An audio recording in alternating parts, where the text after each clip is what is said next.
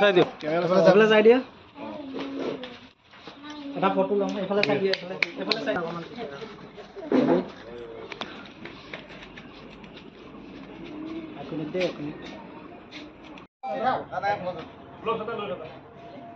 ready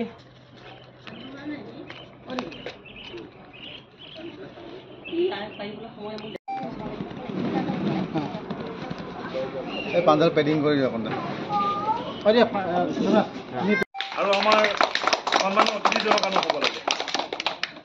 আউটা দিয়া এইফালে চাই দিয়া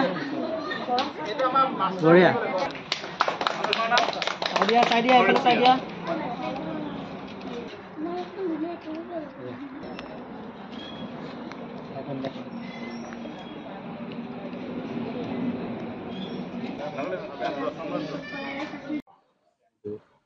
মই আজি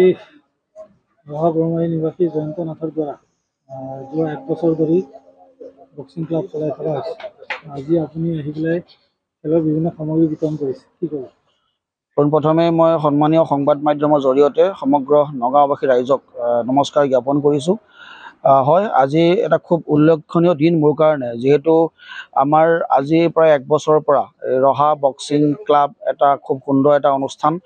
আৰু মোক জানিব দিয়া মতে আমাৰ এই ৰহাৰ গড়মাৰী অঞ্চলৰ স্থানীয় যুৱক লগতে তেখেত ৰহা বক্সিং ক্লাবৰ প্ৰতিষ্ঠাপক সঞ্চালক তেখেতে মোক জানিব দিছিল যে আমাৰ এই ৰহা বক্সিং ক্লাবৰ পৰাই ৰাষ্ট্ৰীয় পৰ্যায়ত খেলুৱৈ নিৰ্মাণ হৈছে আৰু কিছু কাৰিকৰী বিজুতিৰ বাবে ইয়াত অকণমান বস্তুৰ অসুবিধা আছিল যাৱতীয় সামগ্ৰী আৰু তেখেতৰ আগ্ৰহ প্ৰকাশ কৰিছিল মোৰ আগত আৰু তেখেতৰ আগ্ৰহ প্ৰকাশ সন্মান জনাই লগতে আমাৰ যিসকল আমাৰ ইয়াত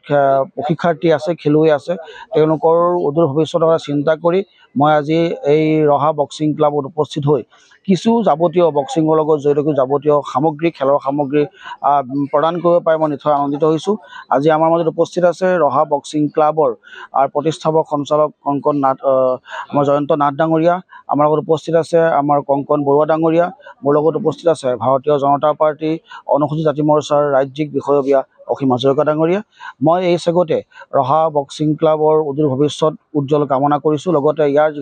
যিসকল আমাৰ বৰ্তমান কেণ্ডিডেট আছে, আমাৰ যিসকল প্ৰশিক্ষাৰ্থী আছে তেওঁলোকক আশা কৰিম যে তেওঁলোকে নিজৰ